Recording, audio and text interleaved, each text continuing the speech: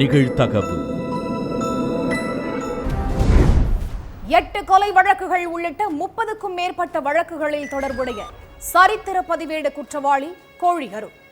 பசுபதி பாண்டியன் கொலை வழக்கு உள்ளிட்ட தென் மாவட்டங்களில் நடைபெற்ற முக்கிய கொலைகளில் தொடர்புடைய கோழியருளை கோழி அமுக்குவது போல் அமுக்கிய போலீசார். கஞ்சா மற்றும் அரிவாளுடன் காரோடு சுற்றி வளைக்கப்பட்ட பிரபல ரவுடி. யார் இந்த கோழியருள்? காக்கி சட்டைகளுக்கே சவால் விடும் வகையில் ஆட்டம் காட்டிய கோழியருள் சிக்கியது எப்படி? பின்னணி என்ன?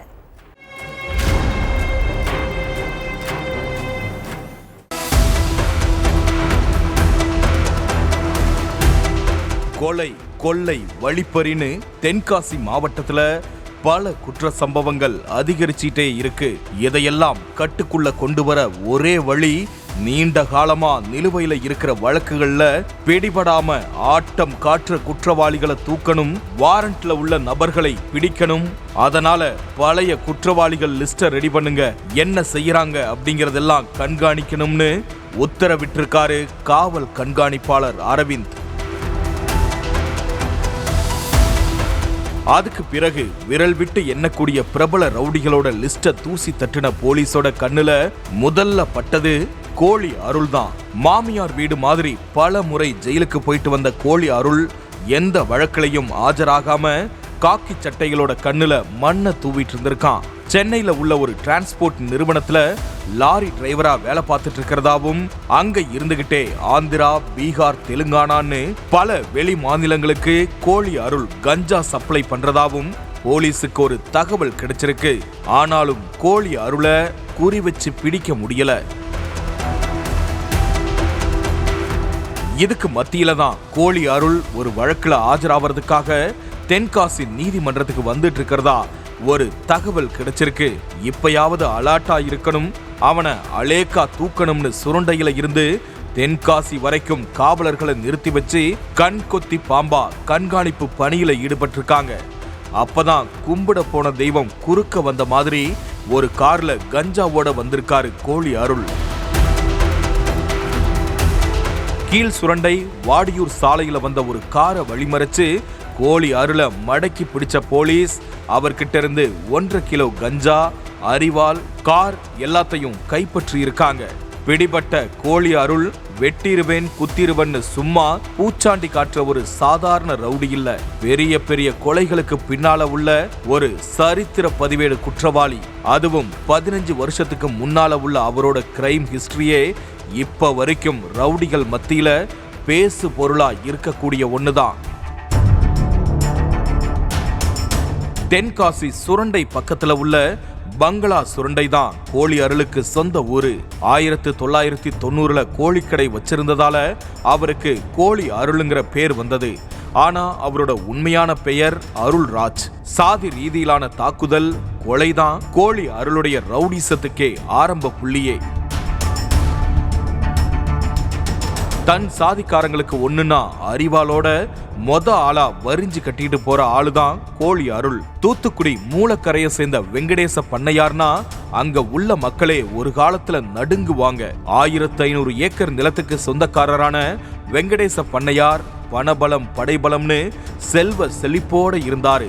அப்படிப்பட்ட வெங்கடேச பண்ணையாரோட தீவிர விசுவாசியா இருந்தவர் தான் இந்த கோழி அருள்.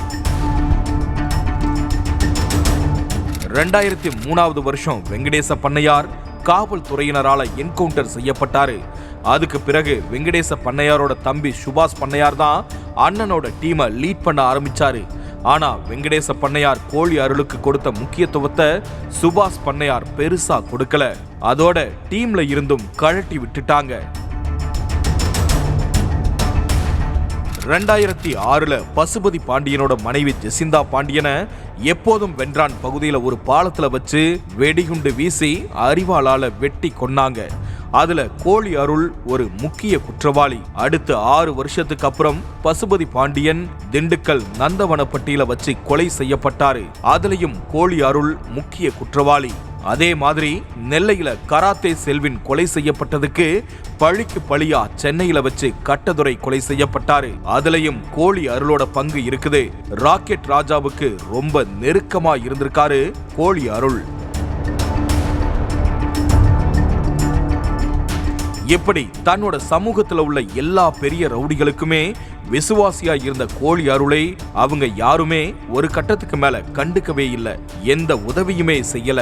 அதனால கோழி அருளோட கோபம் அவங்க மேலேயே திரும்பி இருக்குது. ராக்கெட் ராஜாவுக்கு பரம எதிரியாவும் மாறி இருக்காரு கோழி அருள். அடுத்து கொலை முயற்சி, ஆட்கடத்தல், கட்ட பஞ்சாயத்து, வெடிகுண்டு பதுக்குதல்னு எல்லாமே அவரே தனியா பண்ணி தனிக்காட்டு ராஜாவா உலா வந்திருக்காரு கோழி அருள். அர்னால்ட் படங்கள்ல வர்ற மாதிரி பெரிய குழல் வடிவ துப்பாக்கிய அசால்ட்டா கையாள்றதுல கில்லாடியான கோழி அருள் மேல பெருமாள்புரம், சுரண்டை, எப்போதும் வென்றான், ஆலங்குளம், சங்கரன் கோவில், மூன்றடைப்பு, தாடிக்கொம்பு, குறும்பூர், நாங்குநேரி, பாப்பக்குடி, பாளையங்கோட்டை, சிதம்பரம், விருகம்பாக்கம், திருவான்மியூர், கொரட்டூர்னு பல காவல் நிலையங்கள்ல 8 கொலை வழக்கு உட்பட 30க்கும் மேற்பட்ட வழக்குகள் நிலுவையில் இருக்குது. 2021 நெல்லை தாளையூத்துல கான்ட்ராக்டர் கண்ணன் அப்படிங்கிறவரு கொலை செய்யப்பட்டாரு. இந்த வழக்கு சம்பந்தமா கூட அந்த நேரத்துல பரபரப்பு ஆடியோ ஒன்னு வெளியிட்டிருந்தாரு கோழி அருள். உங்களுக்கு ஸ்ட்ரைக்கிங் ஃபோர்ஸ் வரும், ஆனா எனக்கு ஒரே ஒரு ஃபோர்ஸ் தான், அதுக்கான ஆயுதமே டேங்கர் லாரி தான். எங்க எதை கொளுத்தணும்னு எனக்கு நல்லா தெரியும். டேங்கர் லாரியோட 500 பேரை கொன்னுட்டு தான் நான் சாவேன், நான் செத்தாலும் பரவாயில்லைன்னு காவல்துறைக்கே சவால் விட்டிருந்தாரு கோழி அருள். வருஷத்துல பாதி நாள் சிறை கம்பிகளுக்குள்ளேயே கழிச்ச சிறை பறவையான கோழி அருளை பல முறை துப்பாக்கி முனையில தான் போலீஸ் கைது பண்ணியிருக்காங்க. அடுத்து சிறையில் இருந்து வெளியே வந்த பிறகு எந்த வழக்குக்கும் ஆஜராகாம பாம்பே, தாராவி, நெல்லை, மதுரைன்னு பல பகுதியில பதுங்கி இருந்துகிட்டு காக்கி சட்டைகளுக்கே தண்ணி காட்டிட்டு இருந்தாரு. இந்த சூழல்ல தான் கஞ்சாவோட கோழி அருளை கோழி அமுக்கிற மாதிரி அமுக்கி இருக்காங்க போலீசார். ஒவ்வொரு குற்றங்களின் முடிவும் சட்டத்தின் கையில். விசாரணை தொடரும். பார்க்கலாம் அடுத்த நிகழ்தகவில்.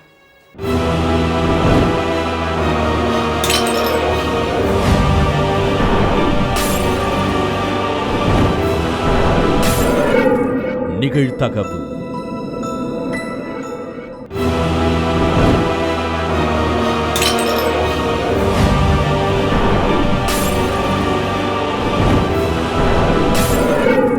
நிகழ்தகவு.